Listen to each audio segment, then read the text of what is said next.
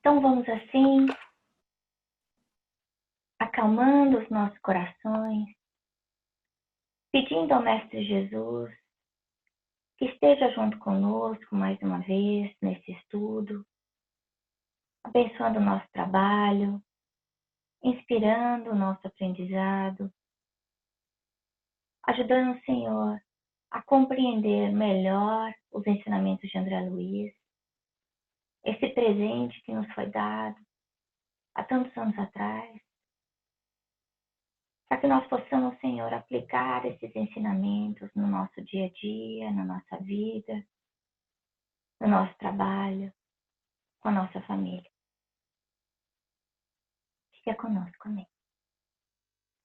Então, hoje a gente vai estar estudando o capítulo 36, que fala sobre mães e filhos. Então, lembrando que a semana passada a gente teve o capítulo que falava sobre o Evangelho no Lar. E aí agora eles fizeram um pouquinho dos comentários do Evangelho no Lar, e agora continuando no comentário evangélico, a gente vai ver a importância do papel da Isabel para o equilíbrio da família, né?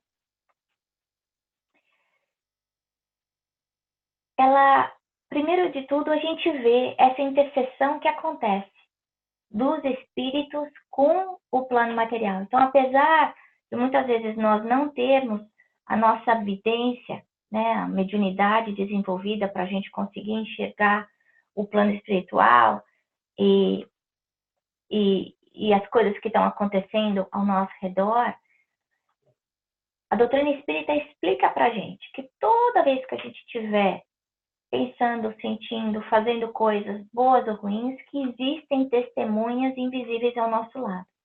Nesse caso, no Evangelho no Lar, a gente está vendo aí esses familiares, os mentores amigos, outros espíritos que vêm aí em busca de ajuda. Mas o mais bonito disso tudo é a gente perceber que apesar da Isabel e do Isidoro não estarem mais ligados pela carne, né?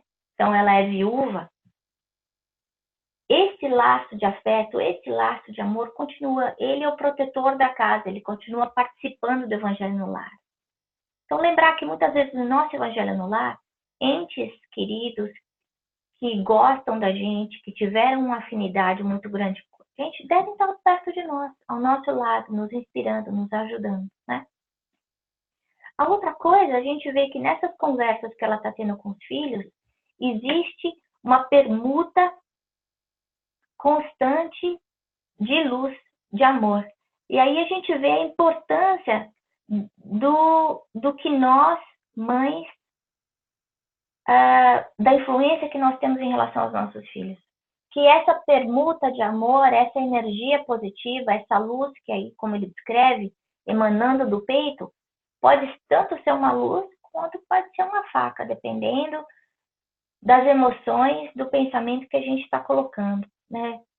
Envolvendo as nossas palavras, os nossos atos, o nosso comportamento.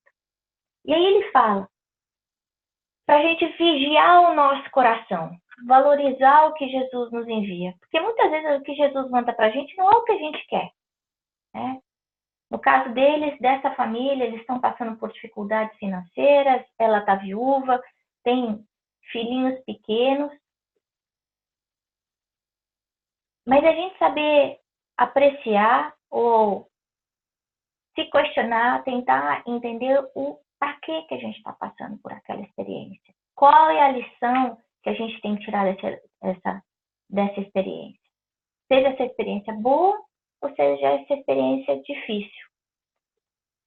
E normalmente a gente aprende mais no momento de dificuldade do que no momento de alegria. Outra coisa que eu queria salientar aqui é que quando a gente estiver fazendo Evangelho no Lar, a gente tem aí a coleção que André Luiz deixou para a gente, que é conhecida como a codificação, né? Então, para quem quiser começar a fazer o Evangelho no Lar, usar o Livro dos Espíritos, que é a parte filosófica da doutrina espírita, usar o Evangelho segundo o Espiritismo, que já é a parte de consolo de Jesus, o que ajuda a gente a entender como nos transformarmos. E também tem a coleção de Emmanuel, que é a coleção Fonte Viva, que são mensagens, são páginas, e em que Emmanuel pega um parágrafo, um versículo do Novo Testamento e desenvolve num capítulo. E a habilidade dele de desenvolver esse conteúdo e explicar os ensinamentos de Jesus faz a gente ter uma compreensão muito maior da mensagem que o Mestre deixou para nós, né? E aí no Evangelho no Lar, outra coisa importante é que a gente vê que a Isabel tá fazendo comentário, mas ela está sendo inspirada por esse espírito mais evoluído chamado Fábio. E é até interessante porque ele fala, não, então o Isidoro está no mesmo nível, o Fábio está num nível um pouco mais elevado. Mas o interessante é que, apesar do Fábio estar passando essas instruções, porque ele é um espírito muito mais evoluído do que ela não consegue abstrair, absorver e passar toda a informação que ele está dividindo. Ela vai passar a informação de acordo com a capacidade dela, né? E a mesma coisa vai acontecer com os desencarnados que estão assistindo a palestra. Então, isso é importante, porque muitas vezes a gente está aí rodeado de gente, dentro do nosso lar, dentro do nosso trabalho, e a gente tenta passar a mensagem uma vez, 2 vezes, 10 vezes, 50 vezes, ou mesmo a outra pessoa está tentando passar uma mensagem para a gente não entende por quê. Porque o degrau evolutivo é diferente. O nosso degrau evolutivo não tem nada a ver com a nossa idade cronológica. Eu posso ter um filho pequeno que é muito mais evoluído do que eu, e que vai ter uma habilidade de compreender os ensinamentos de Jesus no sentido mais puro e viver esses ensinamentos muito melhor do que eu, né? Porque ele já se purificou, ele já viveu mais vezes ou ele errou menos do que eu, né? A outra coisa que é importante é a oportunidade que a gente tem durante a pobreza de elevação. Por quê? Nesse caso, a gente está vendo a família, a filhinha pequenininha, a Marieta, perguntando, puxa vida, mamãe, por que a gente não faz 2 refeições, não faz mais do que uma refeição por dia? Se Jesus é tão bom, né? E quantas vezes a gente não faz esse questionamento do porquê também? Né? Por que eu tenho essa doença? Por que eu tenho esse problema de família? Por que eu nasci com essa limitação? Por que eu tenho tanto problema de relacionamento? E a pergunta que a gente tem que fazer não é por quê. Porque por quê a gente já sabe que vem da lei de causa e efeito, né? A lei maior das leis divinas, que está lá no capítulo do Livro dos Espíritos das Leis Morais, é a última, é uma lei só, que se chama Lei de Amor, Justiça e Caridade. Então, e essa lei de amor é o embasamento de tudo que a gente vive. É a lei maior do Pai. Eu não tenho que perguntar, então, por quê. Eu tenho que perguntar para quê. Que é exatamente a resposta da Isabel em relação à pobreza.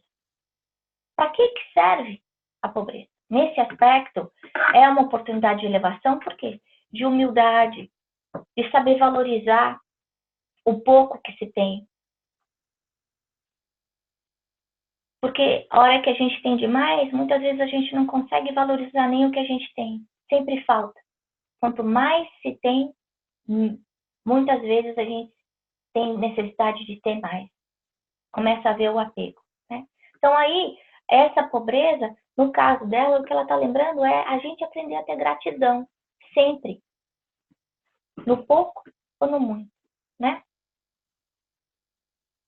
A outra coisa que me chamou a atenção nesse capítulo é a gente perceber a mediunidade na criança.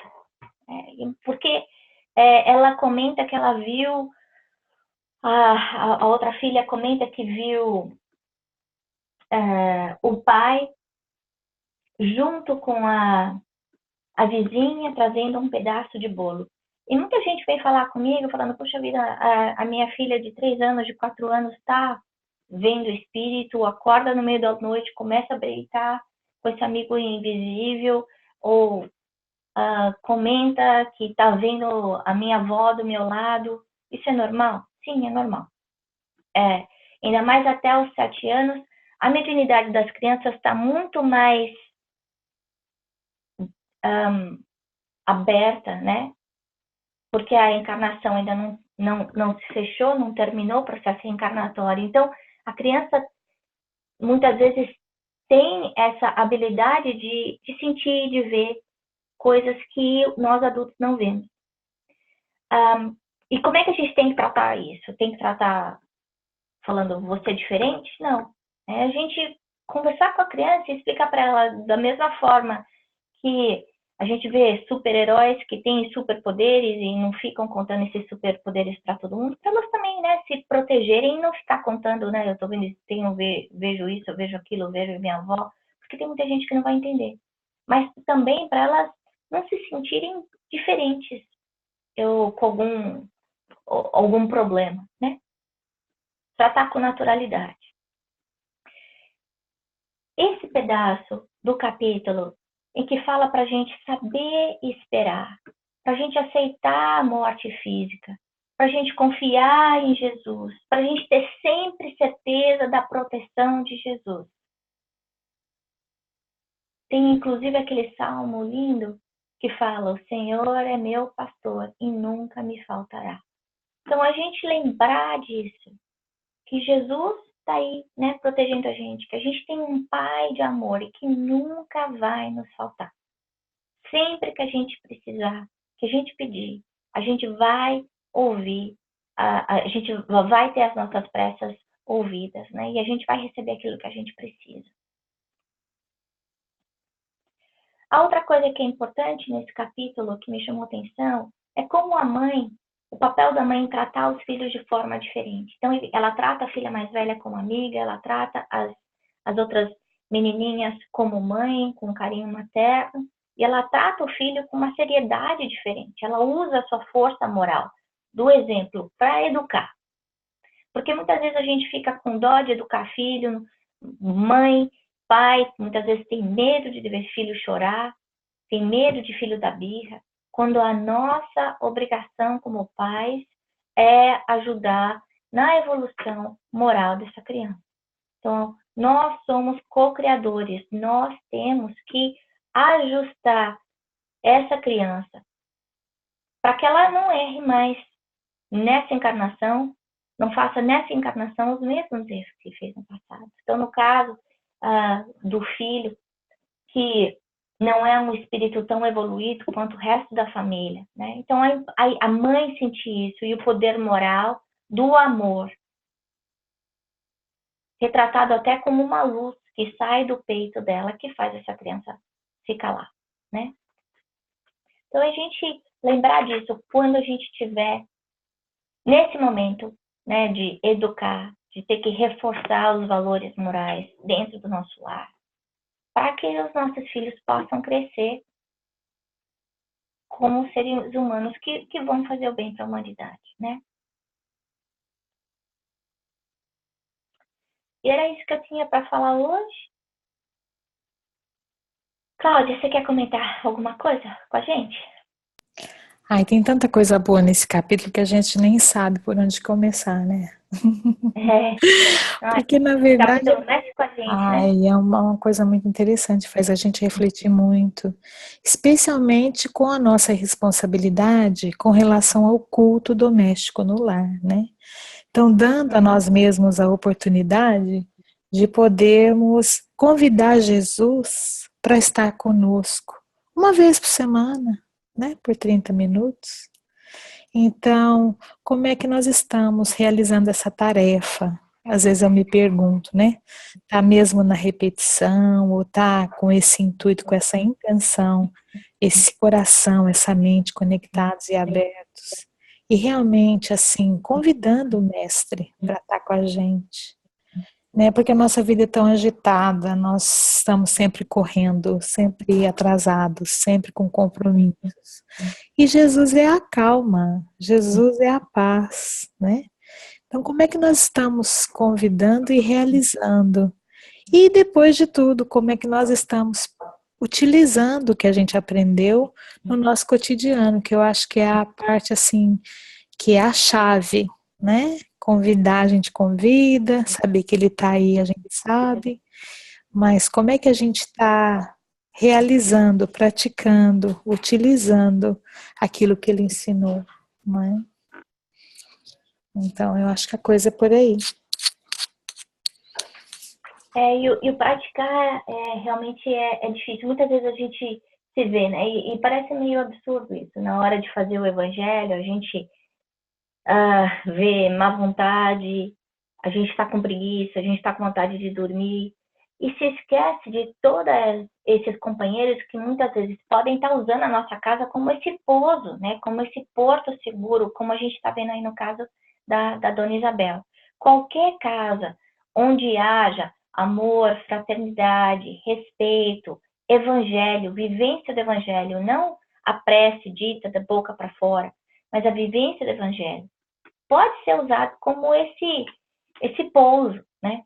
Então, se a gente coloca no nosso calendário que toda quarta-feira, às 7:30 da noite, a gente vai fazer o evangelho, essas entidades vão se unir para esse encontro. Elas vão chegar antes, elas vão se organizar. E muitas vezes a presença dos desencarnados, o número de desencarnados é maior do que o número de encarnados. Né? Então, como você disse, a nossa responsabilidade é muito grande, não só para a nossa família, não só em relação a nós mesmos, porque aí somos nós vivenciando o que a gente está aprendendo, né? Mas também usando esse estudo do Evangelho como vivência de caridade, porque a gente muitas vezes nem está sabendo, mas a gente pode estar sendo instrumento da divindade, instrumento dos espíritos superiores para ajudar o trabalho de espíritos muito mais evoluídos do que nós, né? No próximo capítulo, a gente vai até perceber não só a proteção do lar, né, numa situação como essa, mas até a impregnação dos alimentos como muda, né? Em outros livros de André Luiz, a gente vê que nesses lares onde não existe o amor, a fraternidade, até os alimentos ficam contaminados. Eles perdem as vitaminas, então é como se eles perdessem o fluido positivo que precisa ser absorvido pela gente, né? Então, até nesse aspecto de que a vivência espiritual dentro da nossa casa melhora a qualidade e a saúde da gente também, né? Com certeza, com certeza. E um outro detalhe interessante que você comentou é a respeito da mediunidade infantil, né? A mediunidade infantil é uma coisa muito presente nos lares de hoje.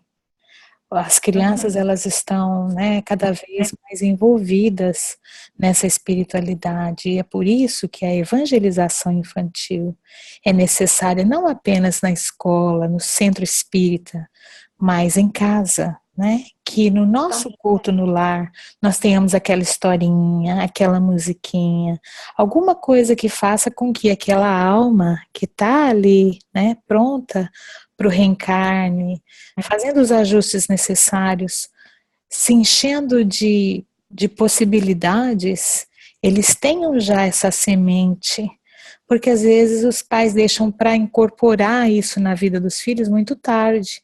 Aí eles já têm dúvida, eles têm problema, porque o meu colega não é assim, porque o fulano não vai em lugar nenhum, então por que eu tenho que ir, né?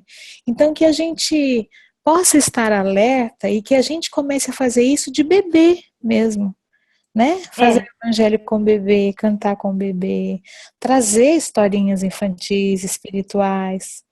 pedir, né, para os mensageiros espirituais, para os anjos de guarda estarem ali, que isso seja uma coisa normal para a criança, porque a maioria desses pais que têm esses problemas, esses conflitos, é porque eles ainda não estão abertos, né?